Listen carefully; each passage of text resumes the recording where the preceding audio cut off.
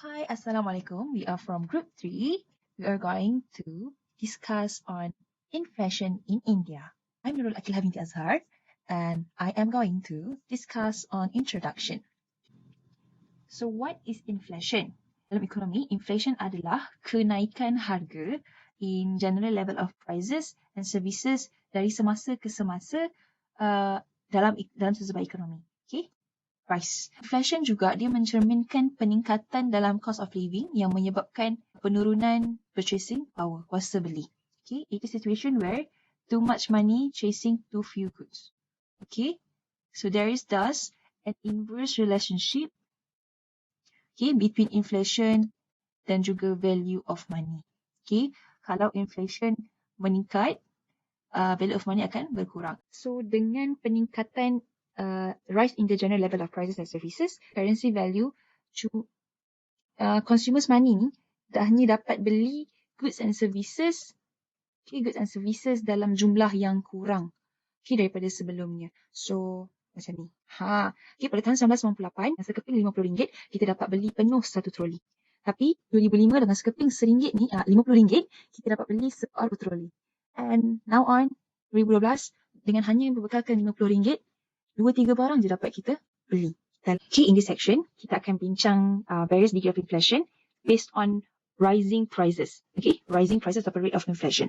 So there are six main types of inflation categorized by their speed. So the first one adalah creeping inflation. Harga naik dengan perlahan. Dia tak naik terus mendadak. Okay, gently rising sebanyak 3% per annum ataupun kurang daripada 3%. Okay, the second one is walking inflation. So walking inflation ni, dia punya kenaikan harga lebih tinggi daripada creeping inflation. Okay, yang mana harga akan naik between 3% to 10% per annum. The third one is running inflation. Running inflation ni, dia punya kenaikan harga laju. Harga naik dengan laju between 10% to 20% per annum. Seterusnya adalah galloping inflation.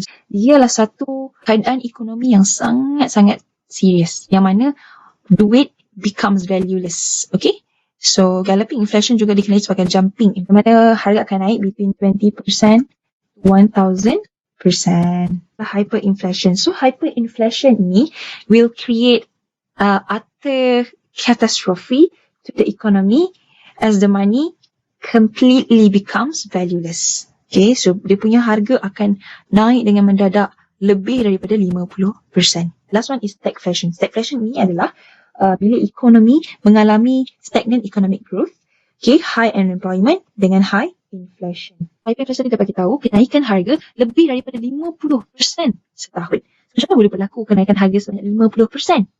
So, dekat Zimbabwe, dalam tahun 2004 hingga 2009, Zimbabwe mengalami hyperinflation, yang mana kerajaan diorang printing money untuk bayar perbelanjaan diorang dekat war. Okay, as the government increases the money supply, harga akan naik as in regular inflation. So, kerajaan akan keeps on printing more and more money. So, dengan too much currency sloshing around, harga akan naik dengan mendadak. So next, we will carry on with issue by Farahin. The issue of inflation in India is mainly the increase in price of food and oil. The impact of surging food prices are the price of some vegetables such as onions have risen more than fourfold since the month of June. As a result, the Indian consumer are feeling the pinch as food and energy prices rise, adding to the pressure on an economy that is growing at its lower pace in more than 6 years. What they can do to cope with the issue is the RBI should keep or hold their policy interest rate after cutting it for quite a long period of time. The next issue which is the price of oil, has give impact to the Indian and Nepalese citizen, where they have to queue up with empty containers at the petrol pump to collect oil. I believe they had to keep it as a stock because they know that the price will increase tremendously in the next few months, where they cannot seem to afford it.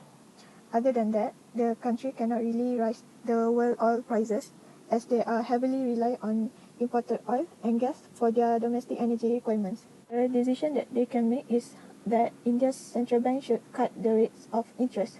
This is because lower interest rate typically encourage business and consumer spending and help to lift the lagging economy, which is likely to boost inflation. Three causes. We go to the first cause.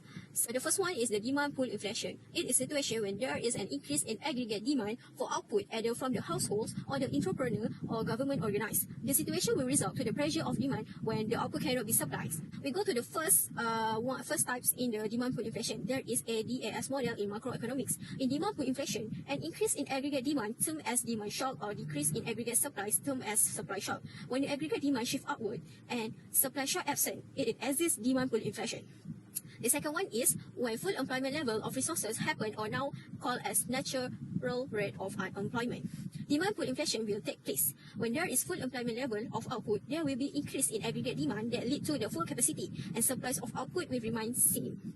The third one is the demand pull inflation process to cause pursuers rise in price level. For example, if government finance it persistent budget deficit by borrowing from central bank or borrowing from the market issue, the aggregate demand can rapidly increase. Besides, it can stay increase if there is an increased money from central bank. The government borrowing money from the central bank by sells it bond to the central bank. The new money will be printed out by the central bank to pay for those bonds. Let's move to the second type of the causes of inflation, that is cost push inflation. It is a situation when the price is still rise yet there is no increase in aggregate demand. There is a four-main self-governing increase in cost that generate cost push inflation. The first one is oil price shock. The boost in marginal costing or production happened because of the supply shock in the 17th, which led to the cost push inflation. The rise in oil price is not only rise in inflation, but it can negatively affect the oil importing country such as India on balance of payments increasing current account deficit. The second for autonomous is farm price shock. An increase in price of raw materials like farm products will give a cost push inflation. The farm products such as sugar industry and other agro-processing industry are called as raw materials. When this raw material price rise, the price of goods that use raw material will increase and causing cost push inflation. In India, when monsoon happen, they will decrease the supplies of agricultural product and increase in price. The factors such as untimely monsoon, adverse weather condition, and inadequate availability of fertilizer can cause food inflation and result to reduction in farm output. The third one is the import price shock. The country over the world can depreciate or appreciate monthly in the terms of US dollar. For example, when India depreciate their rupees, the more rupees are needed to buy $1 US and the import become costlier. The last cost push inflation can cause from the wage push inflation. If the situation of high demand happen, the employers in the situation are concede to the trade union when they push for higher wage. It is because employers need to adjust with the rises in cost to the consumer because of hike in price. When the wage is more than productivity, production costs will increase and lead to the decrease of aggregate supplies and fueling inflation. For example, government of India should use prices and income policy to set off the freedom that trade unions set to rise wages and employers to rise prices. The last cause of inflation is the monetary inflation that caused because of expansion money supplies. It happened when the country increased their money supply from expansionary fiscal policy or expansionary monetary fiscal. The government will carry out the expansionary fiscal policy by determining whether the deficit spending can cover by printing of more cash or coin. Inefficiency, corruption, or mismanagement of the country can cause monetary inflation. For expansion monetary policy, it is executed by monetary authorities and central bank. The second one for monetary inflation is the price level will affect government fiscal, where the government must run a balanced budget over a business cycle and not have a structural deficit. It is obvious stated that there is no direct relationship between money supplies and price. Initially, marginal declines in money supply is not necessarily need to reduce the rate of inflation. What is the problem on MV equal to PT in monetary inflation? Whereas M is money supply, V is velocity of circulation, P is the price level, and T is an output. In this theory, to reach the functional relation between prices and money stock, it is assumed that the velocity of money and total output is to be constant either on short period or in long period. During recovery of business cycle, both M and V increase, while recession it is vice versa. because they cannot bear an inverse relationship. For tea, in developing countries like India, there will be an increase at faster rate, as we can see that GDP growth rate is above 5%. Thus, in India, increase or decrease in money supply is not essential in inflation. Let's move to the effect of inflation that can cause positively or negatively effect in many ways. There are two types effect of inflation. The first one is anticipated inflation, and the second one is the unanticipated inflation. We go to the first types of effects. That is anticipated inflation. Is inflation that people are less or more prepared for the expected higher level of inflation. In economy, it is supposed to have annual inflation rate of 5% for a long time and expect to continue in future. A 5% annual rise of interest, which rent to compensate for inflation, is provided if people make a contract such as loan agreement with borrowers, wage contract with labor and property lease contract. A rate will be agreed to rise per period equal to the anticipation rate of inflation if the contract involves an annual inflation rate of 5%.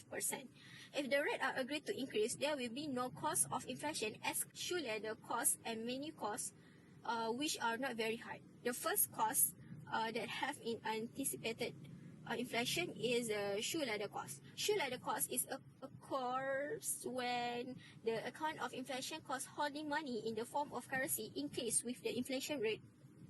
The second cost is menu cost. It is required for them to change their prices because of inflation. The third cost is the other costs that arise in inflation happen on efficiency in resources allocation. It happens because of the infrequently change of price. The last social cost is the cost, the inconvenience of living in a world with unstable price level. We measure the value of transaction by money. If the value of money change, it will lead to the difficulties to estimate the accurate value of transaction in real term. When a transaction is made during year, it is difficult to make excellent decision about saving and investment. The next effect of the inflation is unanticipated inflation. The effect of inflation is more harmful compared to the other one. In India, the unanticipated inflation misuse the individual who retired on pension fixed in rupee terms. Inflation will hurt individuals that retire with fixed pension if the real value or purchasing power of the fixed summer is declined and reduce the standard of living in old age. The second one under unanticipated is unprofitable form of investment, such as coal, jewelry, and real estate will affect the inflation. In India, unprofitable investment are exposed among businessmen. This will lead to the inequality of social justice in the distribution of income and wealth. The third one, the unanticipated inflation, will give a negative effects of balance of payment and prevent economic growth in the developing countries.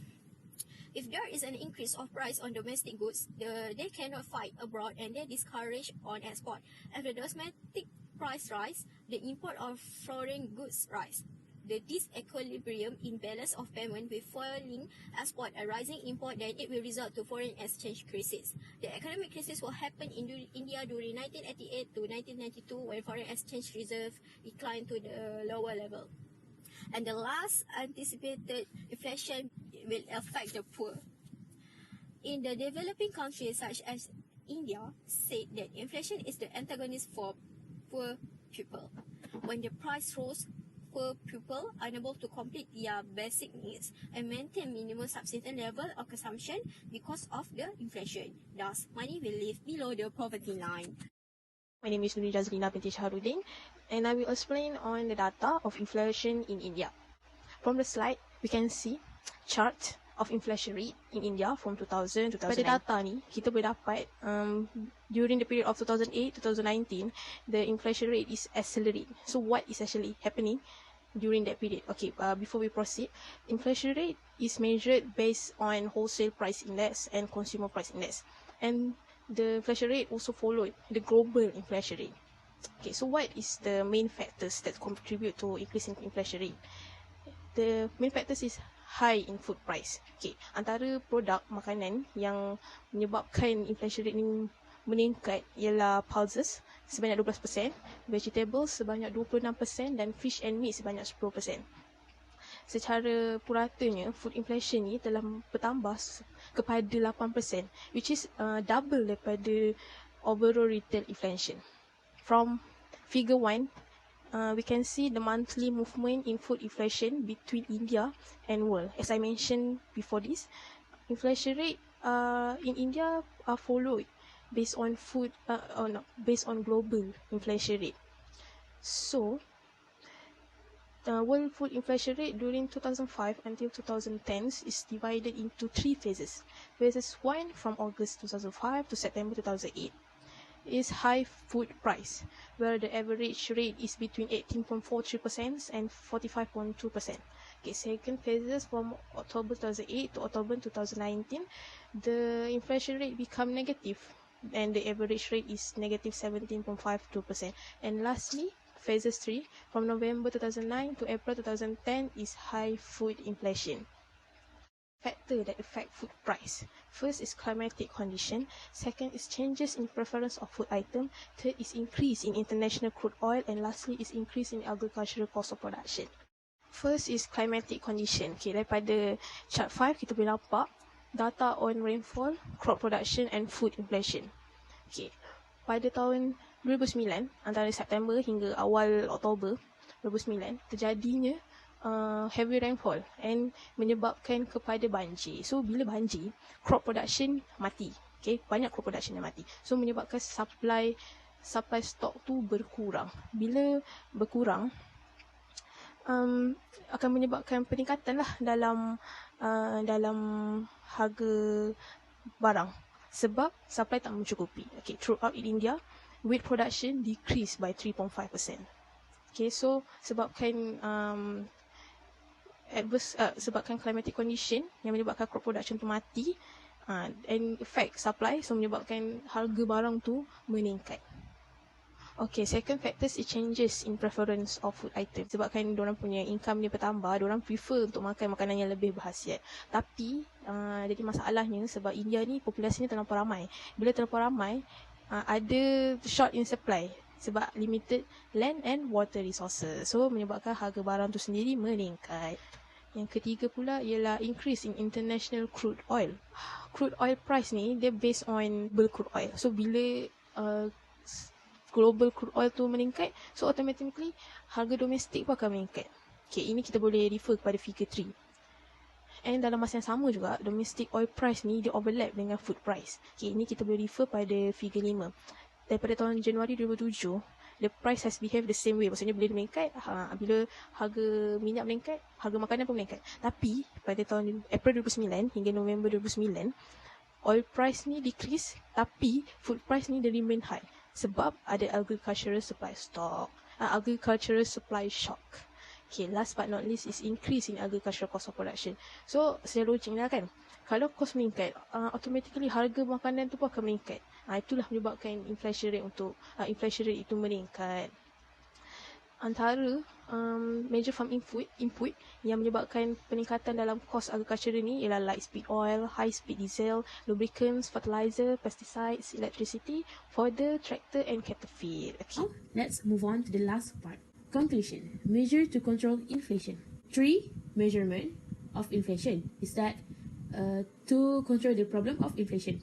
First, contractionary monetary policy. Second, contractionary fiscal policy. And the last, direct policy or direct control. Inflation can be reduced by policies that slow down the growth of aggregate demand and boost the rate of growth of aggregate supply.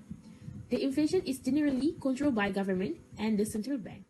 For the contractionary monetary policy, the central bank should increase the rate because it can make borrowing more expensive and it can saving more attractive. Also can reduce demand in the economy. The higher interest rate should also lead to a higher exchange rate, which helps to reduce the inflationary pressure by reducing demand for export. And the higher interest rate will encourage the public to save more and increase the saving level to decrease the aggregate demand and price level. So, when the saving level increase, the aggregate demand and the price level will be decreased. The second measures of inflation. This is a contractionary fiscal policy. Can be reduced by reducing the growth of aggregate demand So, if economy of country grows rapidly, implementing a budget surplus can reduce inflationary pressure. Next point, the government should increase tax and decrease in government expenditure. When the inflation time, the government should increase the tax. So, it can reduce the disposable income of individual. Untuk yang decrease in government expenditure, when the government expenditure decrease, so the inflation will be decreased. So dekat sini, contoh dia adalah government should postpone some development projects and reduce its operation expenses in time of inflation. Maksudnya, government kena postpone lah apa-apa projek yang berlaku sepanjang inflation times tu. The last point of measures inflation is direct control. Okay, the government has to ensure wages do not rise faster than productivity. So, increase in wages must link to increase the productivity. This is very, very, very important to control the wage push inflation and cost of production. Okay, government will control directly on price of certain goods. Pricing paging, either by fixing a floor price or a selling price, is implemented so that the general price level can be kept lower. Further, another tools to control inflation in direct control is government can undertake the supply side policy to boost the long-term competitiveness and productivity. So, it can reduce the inflationary pressure, but this will take a long time to have an effect. Okay, government should adopt the following measure to increase the production. So, yang pertama, to increase the production of essential consumer goods such as food, clothing, sugar, or vegetable oils. So, for the second point, the government should give a tax incentive or development to increase productivity. And the last point, the government should provide assistance to different consumer goods sectors in the form of latest technology, raw materials, financial help, subsidies to increase the production. Baiklah, itu saja. So, thank you.